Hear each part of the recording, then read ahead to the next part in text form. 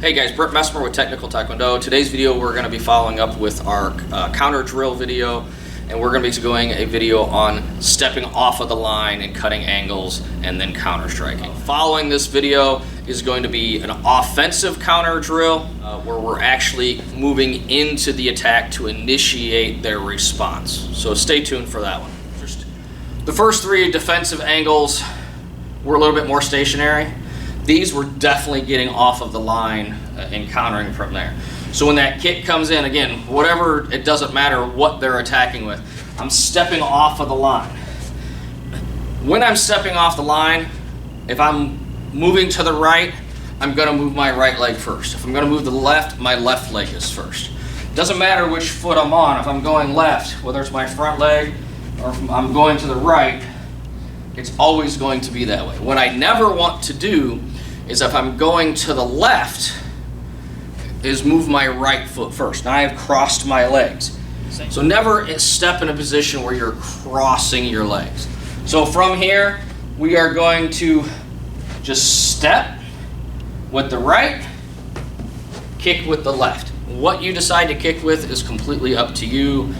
But I could come up with a turning kick, I can come up with the side kick, I can come up with the crescent kick, I can come with the front kick. I mean, there's so many different options. It just depends on what you like to throw in your opponent's body position. If the kick comes in and I go the other direction, again, I'm stepping with the left. I repeat the exact same thing. The only difference is what my targets are. If they land here, and I go to the closed side, well, I can't hit the spine, not in the sport anyway. But I can come in for, any of the rib shots, kidney, liver, all this fun stuff over here is open. Okay. Also the back of the head, so my hook kick, it comes into play. If I'm on the open side, I have their entire abdomen area, but I also have to worry about their guard. So generally, I'm either going to kick right on that belt line and kind of drive their hands down to open up the headshot, or if their head's already open, I'll go up top. So it just depends on their body position and what you're comfortable doing. The triangle patterns start off more of a U shape and it gets more triangular as it gets fine-tuned. I want to bring my feet together and across, feet together and forward. So it makes this kind of a U shape. So 2 L's, okay? And then once you understand how the feet are supposed to move, you do it a little bit faster.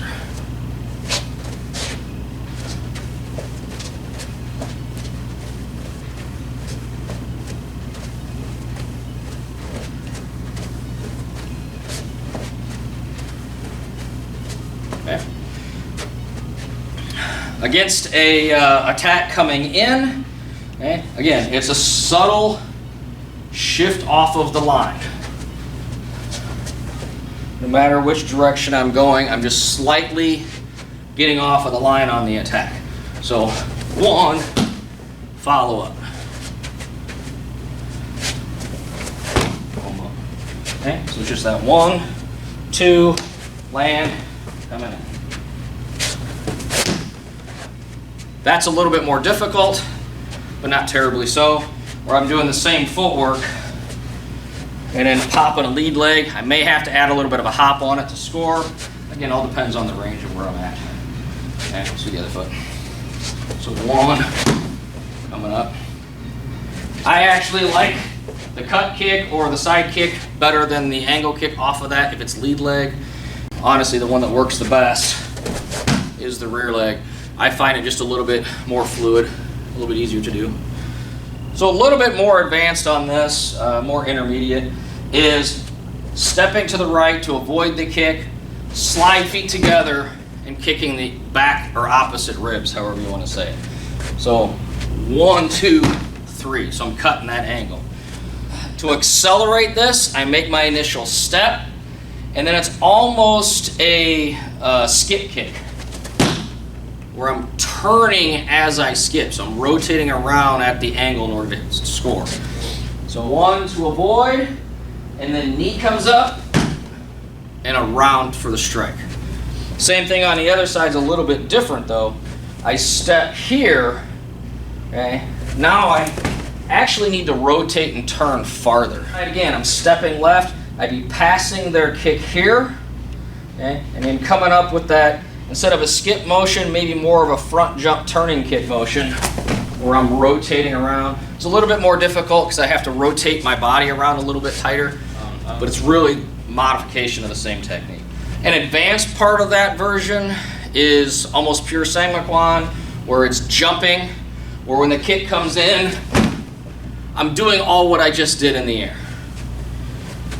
So instead of 1, 2, I'm cutting the angle across and then rotating in the air, and everything happens all at the same time. Maybe a little bit of a side step to start, and then turn the corner on that side. On the opposite side, again, same idea. And again, I can go body, head, whatever you're comfortable doing on those. So when you're studying footwork and counter drills, you want to remember to never back up more than twice. Okay? If I'm in a position where I back up 1 and 2, my opponent has my timing.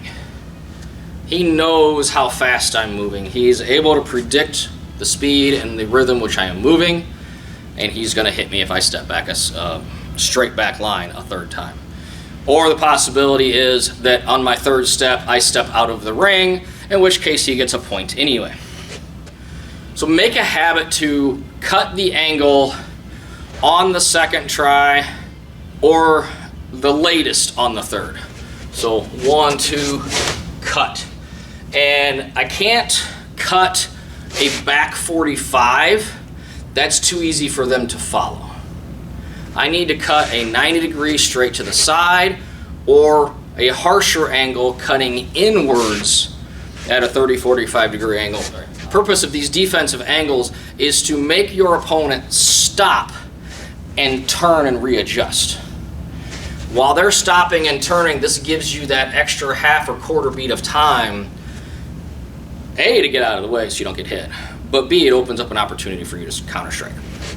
So cutting those angles, keeping that distance where you're close enough to score but they're out of position, that's a skill that really all Taekwondo people should develop because it's essential to what we do. So when I'm cutting these angles, I want to cut, like I said, straight to the side or sharper inwards. If I'm cutting these angles back at a 45, all he has to do is make a slight adjustment and continue following, continue his attack.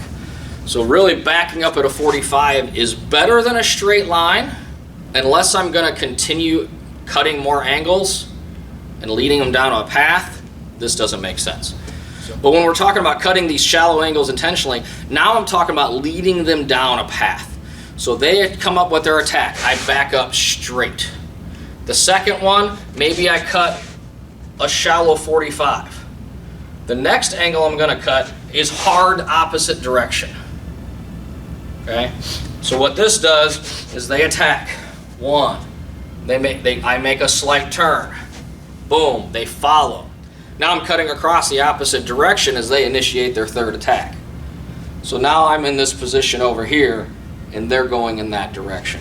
So it gives me a lot more time to set up a counter strike.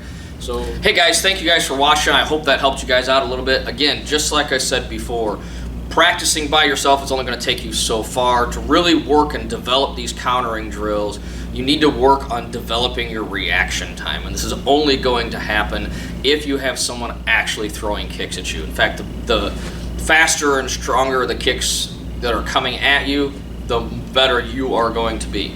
Also, you want to remember when you have a partner that they need to vary their timing. If they're kicking 1, down, back, 2, down, back, and they become very predictable, now it becomes more of a stamina drill than a timing or reaction drill. If I can predict what my partner is doing, then I'm not working on that reaction time. So by having your partner throw different techniques at different speeds, different techniques, throwing in fakes and feints, mixing it up a little bit. This is going to allow you to work on reading the feints, reading the body motion, and not just knowing what's coming.